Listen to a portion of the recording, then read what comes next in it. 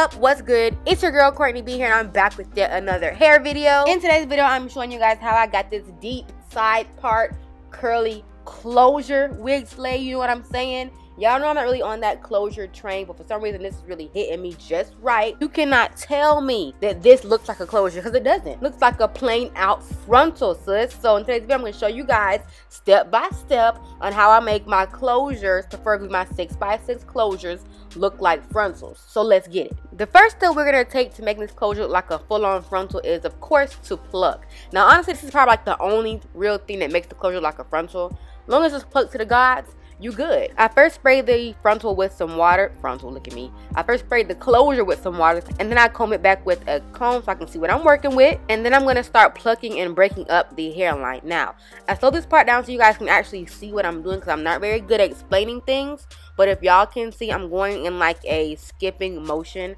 I'm going to the front of the frontal and plucking backwards and skipping spaces. You're going to pluck in a line going back, skip a space. Pluck in a line going back, skip a space. Now, this is not going to be a big space you're skipping, but you do want a little bit of a gap. If you pluck too far apart, it's going to look crazy and choppy. You pluck too close, you may end up getting bald spots. So try to make your gaps a little bit closer together, but not too close and then not too far apart, if I'm making any sense. Now, you don't want to spend too much time breaking up the front of the hairline, because this is not where the gradient comes from. The gradient is created once you start parting the hair and plucking backwards into the hairline. So try your best to pluck as little as possible in the front of your hairline, so that way, if anything, you can come back and pluck more if need be after you're done plucking the whole frontal. After combing out the excess plucked hair, you're going to part off a little bit of the front. This is where you're going to start the gradient process. You're going to do the same plucking technique as you did with the breaking up of the hairline in the front with the second section of your hair. You're going to do the same plucking technique throughout your whole frontal,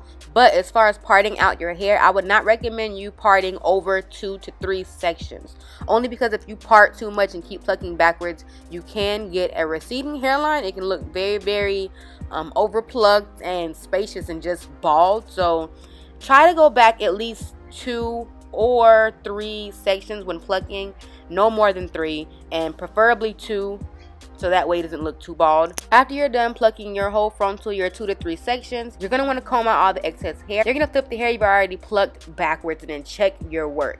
If you see some spots that may need more plucking, go right ahead and go in and pluck those to filth, honey, where you go ahead and adjust to your liking and perfect your hairline just the way you like it. To me, this is just your standard way of plucking to ensure that you're going to get, a gradient every single time. It's actually the same way I would pluck my frontal, so this can work for anything. If you follow these steps correctly, you will get a nice little closure or whatever. Y'all already know West Kid sent your girl over this nice little wiggy wig, alright? This is the bag that it comes in. This is your girl all bald and everything, so looking like a snack, you feel me? This is their curly wave texture. This is in 180% density, and your girl is rocking 24, not your 4 24 inches in her head. Now, I've been wearing this wig for about I want to say a month and a half, maybe. I got this wig in November, and I've been wearing it on and off ever since. So it don't owe me nothing. You feel me? Like I done got my wear and my use out of sis over here. I've been rocking her every now and then with my regular middle part, but now it's time for something different, honey. Like I need to get into this grown woman life and get this side part, so we finna finesse it today. It's really simple, y'all. Y'all saw all I did was just shift the wig over, part it some more over, make it a little bit more deep, and that's pretty much it. Since this is a 6x6 closure, I do have a lot of parting space, a deep parting space, so it was pretty much a given. And now I'm just applying the wig with my mousse, my Dollar Tree mousse. If you guys have not seen that video, I'll leave it down below, where I introduced my Dollar Tree glueless method. This is the best method I have tried yet for glueless installs, honey, if I do say so myself. So yeah, this is pretty much like the same thing I always do when it comes to my installs. So I'm just hush. I know your girl can talk, and I talk y'all to death enough today. Let y'all enjoy the rest of the install, and I'll talk to y'all in a minute.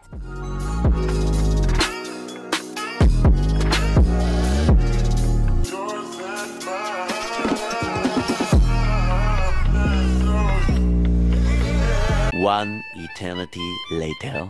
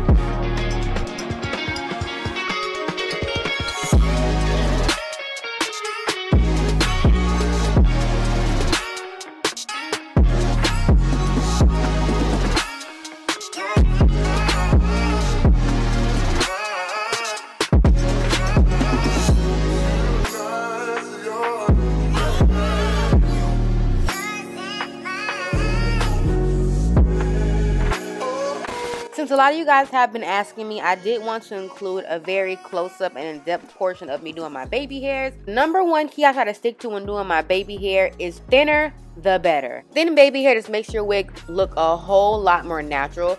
Thick baby hairs can look natural as well, but in my opinion, the more thin they are, the more realistic they come off as being. Also, keeping the baby hair short makes them look a lot more natural. I like to make them long enough so that they can at least lap over the lace, but not too long to where it actually goes back into the wig and onto the lace, if that makes any sense. Tried to make a desperate attempt to sleek my own baby hairs to match the hair on the closure, but y'all see that was a complete fail.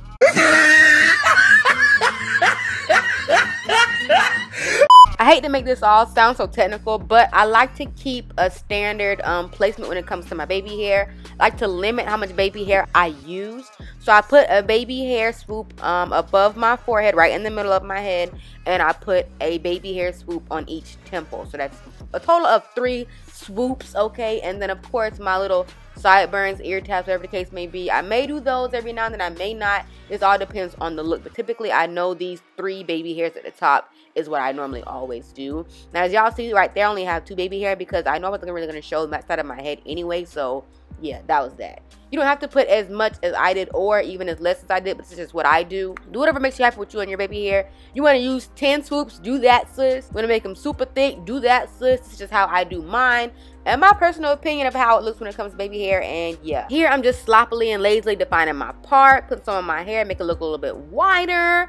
And also a quick little hack, if ever you guys may not cut off enough of your closure piece towards the end, you still have that little white piece, take some eyeliner and put it on the closure tab and you're good. Boom. So if the wind blows the wrong way, you know, like right there, you cannot see a big, thick, awkward piece of white on your closure.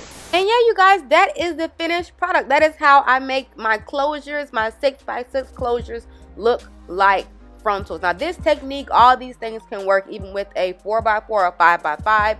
This is just the dimensions I was working with and what WestKids chose to send me. This can work with a frontal as well. So yeah, we're versatile, child. If you guys enjoyed today's video, please do not forget to give your girl a big thumbs up. And of course, subscribe to the Beehive down below. Join the Beehive gang, the Beehive fam, because we are lit and we are never, ever bougie over here. Do you understand me? And as always, I love every single one of you. But until next time, my lovelies, your crown may tilt, but you never let it fall. Stay gilded.